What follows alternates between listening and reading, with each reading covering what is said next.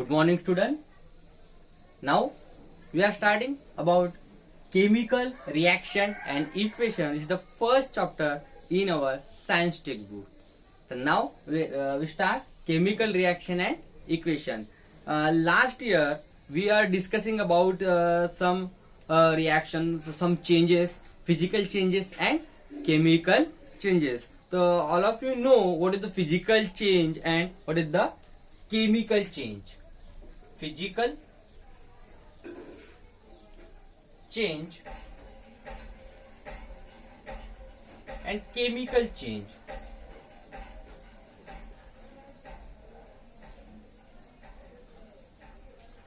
So dear student, you know what is the physical change and what is chemical change? The physical change means temporary change. Physical change means temporary change and chemical change means permanent change. This topic we were discussing in last year. Now we are discussing more about chemical reaction and equation. The first chapter chemical reaction and equation, there is writing word chemical reaction. तो what you know chemical reaction, तुम सबको पता होगा कि chemical reaction क्या होता है या इक्वेशन क्या होता है. अगर नहीं पता तो यही आज हमको डिस्कस करना है हमारे चैप्टर के नाम से लेके उसके आगे तक. तो फर्स्ट केमिकल रिएक्शन. तो when we take some reactants and they react with each other. We take some reactant and they react with each other and then they form a new product. Sometimes they form a single product. Some reactant form a single product, and some reactant form one or more product. This is the chemical reaction. And next word is equation. What is the equation? These are two words: chemical reaction and equation. What is the equation? Equation means the symbolic form of this chemical reaction. We use next word to this word form for this reaction. It is a equation. तो आप सबको समझ में आया होगा कि chemical reaction क्या होता है और इक्वेशन क्या होता है. तो इसी के बारे में आज हम थोड़ा डिटेल स्टडी करते हैं. जैसे अगर हमने मैग्नीशियम ले लिया है और ऑक्सीजन ले लिया है हमने.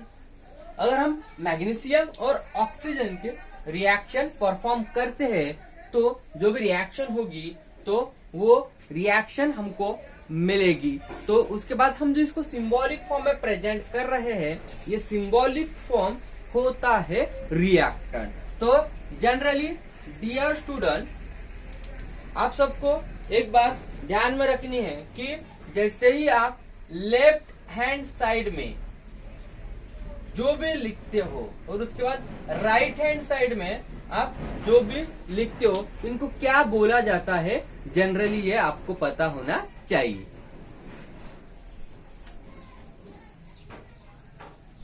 तो जनरली हमको पता होना चाहिए कि लेफ्ट हैंड साइड में हम जो भी लिखते हैं, जो भी हम सिंबल देते हैं, उनको क्या कहा जाता है. उसके बाद जो भी हम राइट हैंड साइड में जो भी लिखते हैं तो उनको क्या कहा जाता है. तो यही आज हम प्रीवियस में डिस्कस करेंगे. तो लेफ्ट हैंड साइड में हम जो भी लिखते हैं उनको कहा जाता है रिएक्टेंट. उनको कहा जाता है रिएक्टेंट. और राइट हैंड साइड में जो भी हम लिखते हैं वो होते हैं प्रोडक्ट. और ये जो एरो का साइन आपको दिखाई दे रहा है ये शो करता है प्रोडक्ट साइड और रिएक्टेंट साइड. तो इसका जो हेड है ये हेड शो करता है प्रोडक्ट साइड और इसका जो टेल है ये टेल शो करता है रिएक्टेंट साइड. तो जैसे ही रिएक्टेंट की हम बात करते हैं तो हो सकता है कि जनरली केमिकल रिएक्शन में टू और मोर रिएक्टेंट्स हो. प्रोडक्ट भी हो सकता है वन और मोर प्रोडक्ट हो. This depend upon their reactant. We get how many product. This depend upon their reactant and chemical reaction. Then आप सबको समझ में आया होगा कि रिएक्टेंट किसे कहा जाता है और प्रोडक्ट किसे कहा जाता है. तो ये मेथड होती है हम सबको केमिकल रिएक्शन लिखने की. और जनरली केमिकल रिएक्शन लिखते वक्त डियर स्टूडेंट आपको ये भी चीज ध्यान में रखनी है कि कोई अगर रिएक्टेंट लिक्विड फॉर्म में हो तो उसको ऐसे एल से रिप्रेजेंट किया जाता है। कोई अगर सॉलिड फॉर्म में हो उसको ऐसे रिप्रेजेंट किया जाता है। अगर कोई गैसियस फॉर्म में हो तो उसको ऐसे रिप्रेजेंट किया जाता है। और कोई रिएक्टेंट और प्रोडक्ट हो, अगर कोई एक्वेटिक फॉर्म में हो, एक्वेटिक वाटर लाइक दिखाई देता है, तो वो हम उसको AQ लिखते हैं, या AQ लिख सकते हैं। तो डियर स्टूडेंट, ये कुछ मेथड है राइटिंग के केमिकल रिएक्शन के, जो आपको टाइम टू टाइम आपको याद रखने हैं कि ये रिएक्शन आखिर लिखा कैसे जाता है। तो ये था हमारा फर्स्ट स्टेप के how to write chemical reaction, how to write chemical reaction. तो ऐसे हमको ये पता होना चाहिए कि केमिकल रिएक्शन कैसे लिखना होता है, रिएक्टेंट साइड कौन सी होती है, प्रोडक्ट साइड कौन सी होती है, और ये हमको पता होना चाहिए। और इसके बाद now we are discussing about how to balance chemical reaction. हम सब तो देखते हैं कि केमिकल रिएक्शन होते हैं, बट केमिकल रिएक्शन बैलेंस कैसे किया जाता है ये भी हमको स्टडी करना चाहिए। तो हम अभी डिस्कस करते हैं बैलेंस केमिकल इक्वेशन के बारे में।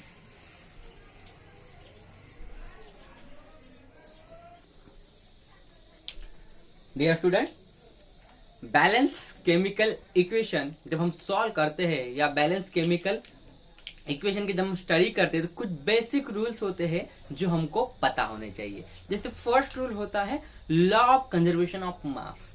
तो मेरे ख्याल से आप सबको पता होगा what is law of conservation of mass. तो law of conservation of mass क्या कहता है कि law of conservation of mass हम सबको बताता है कि mass nor be created nor be destroy.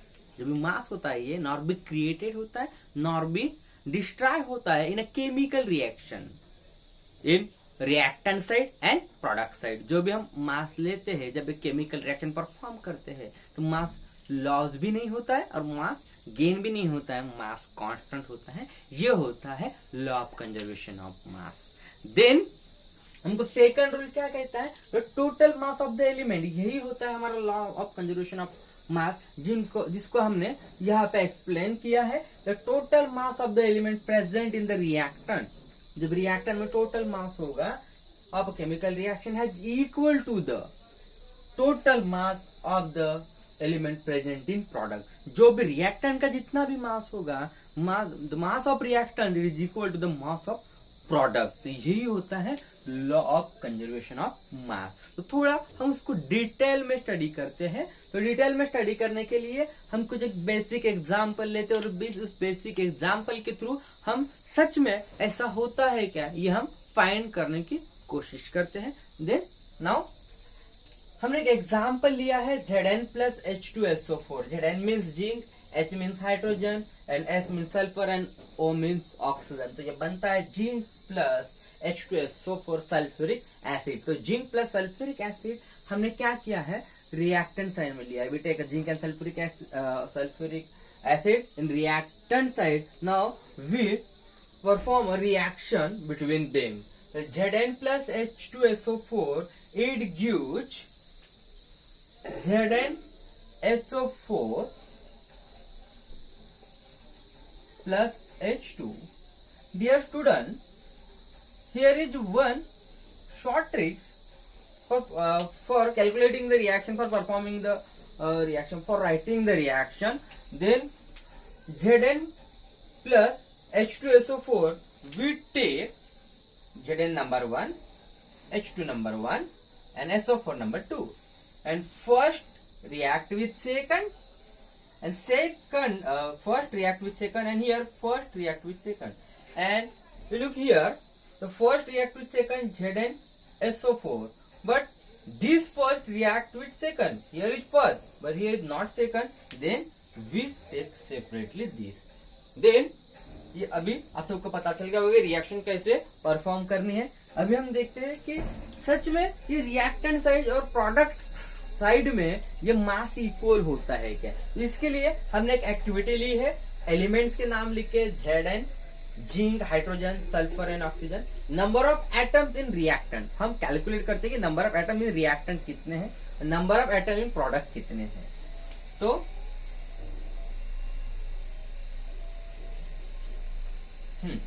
हम जिंक को ऑब्जर्व करते हैं कि जिंक के नंबर ऑफ एटम कितने रिएक्टेंट साइड में। तो हम ऑब्जर्व करते हैं जिंक के नंबर ऑफ एटम हमको मिलेंगे यहाँ पे 1, then hydrogen 2, then sulphur 1, and then oxygen 4। अब हम प्रोडक्ट साइड ऑब्जर्व करते हैं, number of atom zinc 1, sulfur, not a sulfur, hydrogen 2, sulfur 1, now oxygen 4.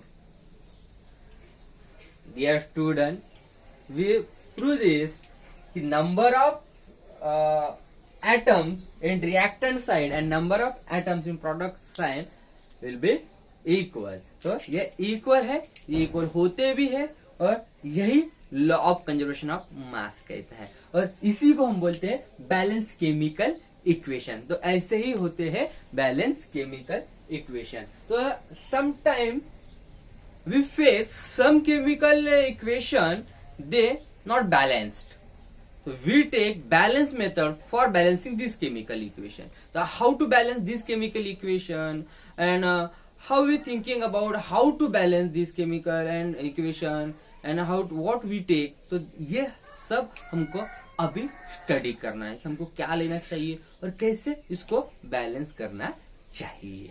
तो अभी हम स्टार्ट करते हैं कि जो केमिकल इक्वेशन बैलेंस नहीं है तो उसको बैलेंस कैसे करना है।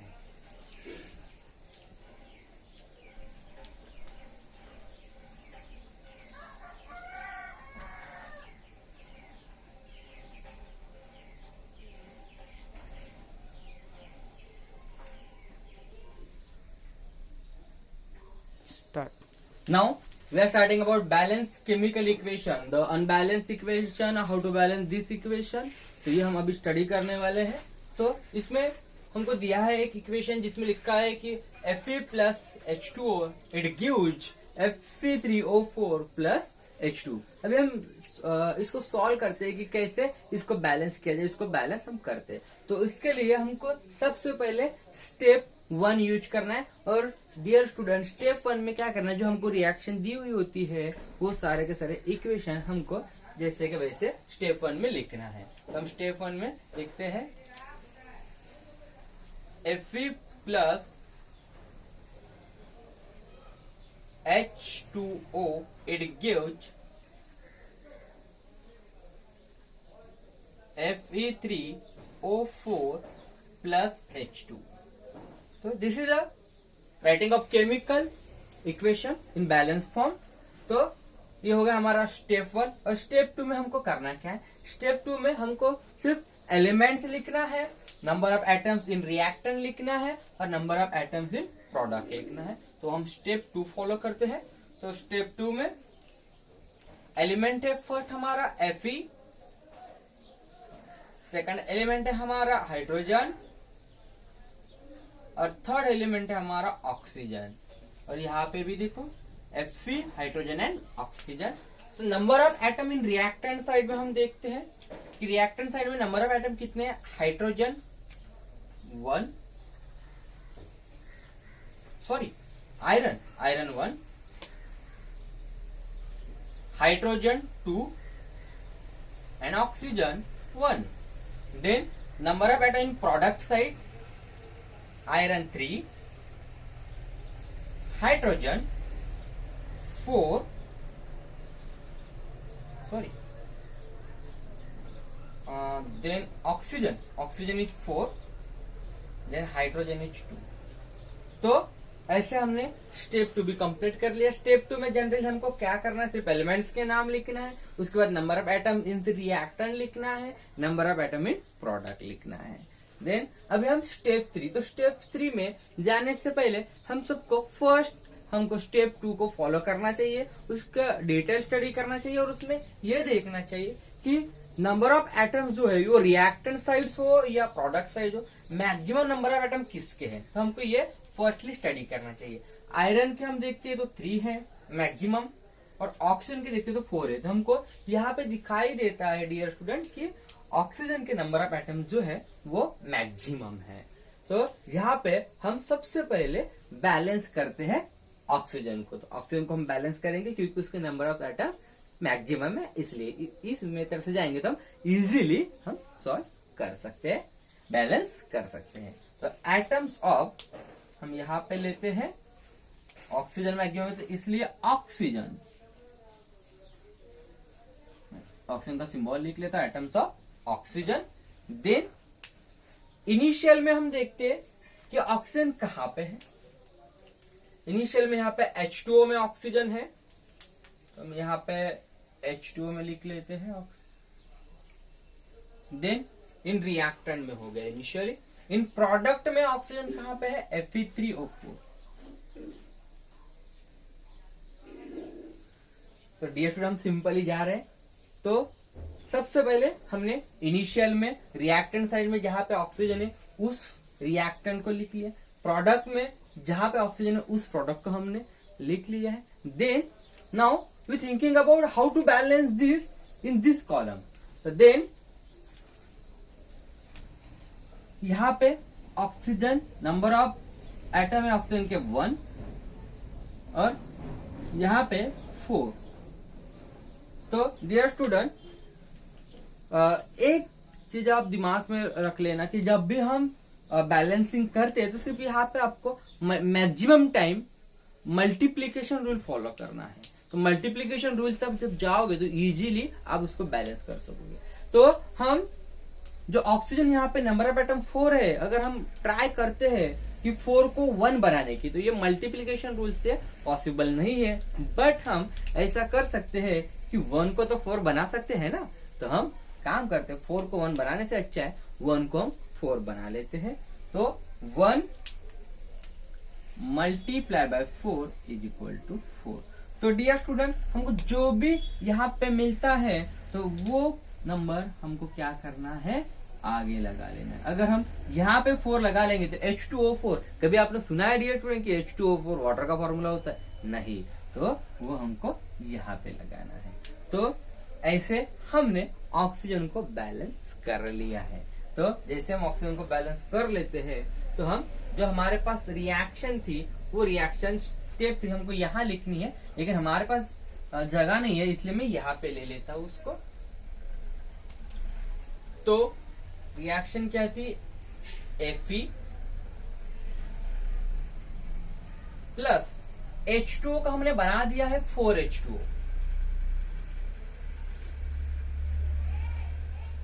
इट गिव्स, हमने Fe3O4 में कुछ चेंज किया? नो चेंज इन Fe3O4 प्लस H2 को भी हमने कुछ नहीं किया। सिर्फ डियर स्टूडेंट सिर्फ वन थिंकिंग याद रखना, आप जिसको बैलेंस करते हो सिर्फ उसको ही चेंज करना, otherwise no any change in this reaction. Then Fe plus 4H2O plus Fe3O4 plus H2। तो इस तरीके से हमने स्टेप 3 भी फॉलो कर लिया है। देन अभी हम बात करते हैं, हमारे पास तो अभी ऑक्सीजन हमने बैलेंस कर लिया। अभी हमारे पास बैलेंसिंग में कौन नहीं है, अभी हमारे पास आयरन नहीं है बैलेंसिंग में। और उसके बाद हम हाइड्रोजन की बात करते हैं, हाइड्रोजन बैलेंस है सच में 4 to the 6। ये क्या होता है 4 to the 6 ना, 4 to the 6 है, बट यहाँ पे 2 है। अभी हाइड्रोजन भी बैलेंस नहीं है। जो इनिशियली हाइड्रोजन बैलेंस था अभी वो चेंज हो गया, अभी हाइड्रोजन अनबैलेंस पोजीशन में आ गया। अभी हमारे पास हाइड्रोजन और आयरन की बात करते हैं, यहाँ पे 1 और यहाँ पे 3। तो हाइड्रोजन और आयरन दोनों बैलेंस नहीं है। तो वन ऑफ द आप एलिमेंट्स ले लेना जिसको आपको बैलेंस करना है। फर्स्टली तो आपने मैक्सिमम ले ही लिया, अभी आप वन ऑफ द कोई भी एलिमेंट ले लो। अगर हम हाइड्रोजन को लेते हैं तो हाइड्रोजन को बैलेंस करने के लिए हमको क्या करना पड़ेगा, एटम्स ऑफ हाइड्रोजन। देन हम स्टेप 4 फॉलो कर रहे हैं। तो स्टेप 4 में भी जैसे हमने स्टेप 3 किया था वैसे ही हमको स्टेप 4 भी फॉलो करना है। तो स्टेप 4 में हम जाते हैं first initial and second to balance. तो हम हाइड्रोजन को ले रहे, तो हम फाइंड करते हैं कि हाइड्रोजन कहाँ पे, हम थोड़ा ढूंढ लेते हैं कि कहाँ पे मिलेगा हमको हाइड्रोजन, तो यहाँ पे है। तो इन रिएक्टेंट में हाइड्रोजन है 4H2O के प्लेस पे, तो हम यहाँ पे ले लेते हैं 4H2O। एंड प्रोडक्ट साइड में देखते हैं हाइड्रोजन कहाँ पे, यहाँ पे H2 के साइड में। तो देन टू बैलेंस में हम देखते हैं, अभी हम बैलेंस कैसे करें, हाइड्रोजन कितना है 4 2 8 और यहाँ पे हाइड्रोजन कितना है 2। तो मैंने जो अभी आपको रूल बताया था कि हमको सिर्फ मल्टीप्लिकेशन रूल से ही हमको इसको फॉलो करना है, जो इजीएस्ट मेथड है हमारे लिए। हम 8 को तो 2 नहीं कर सकते, कितना भी मल्टीप्लाई कर लो आप 8 को 2 कर सकते हो नहीं, तो हमको क्या करना चाहिए, अभी 2 को हम 8 कर सकते हैं, 2 मल्टीप्लाई बाय 4, 2 4 8।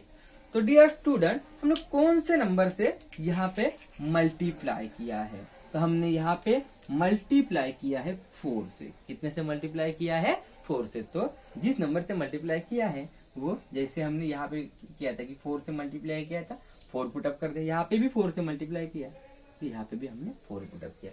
तो जनरली डियर स्टूडेंट, आपके समझ में आ गया होगा कि हमने अभी जो रिएक्शन में सिर्फ हमने H2 में चेंज किया, otherwise no change in reaction.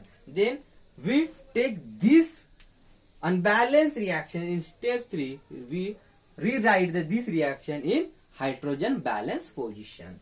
Then Fe plus 4H2O, it gives Fe3O4 plus H2 था, हमने H2 को बना दिया 4H2। तो डियर स्टूडेंट, ऐसे हमने स्टेप 4 फॉलो किया है। तो देन अभी हम स्टेप 5 भी फॉलो करेंगे, क्योंकि अभी हम अगर ऑब्जर्व करते हैं तो आयरन देखो, आयरन कितना है, यहाँ पे आयरन के मॉलिक्यूल है 1 और यहाँ पे नंबर ऑफ एटम 1 है, यहाँ पे भी कितने हैं 3 है, मीन्स आयरन बैलेंस नहीं है। अभी हम हाइड्रोजन की बात करते हैं, हाइड्रोजन 4 2 8, 4 2 हाइड्रोजन बैलेंस है। ऑक्सीजन की बात करते हैं, ऑक्सीजन भी बैलेंस है। अभी हमको डियर स्टूडेंट हाइड्रोजन बैलेंस है, ऑक्सीजन बैलेंस है, आयरन को बैलेंस करना है। तो वह हम देखते हैं स्टेप 5 और स्टेप 6 में।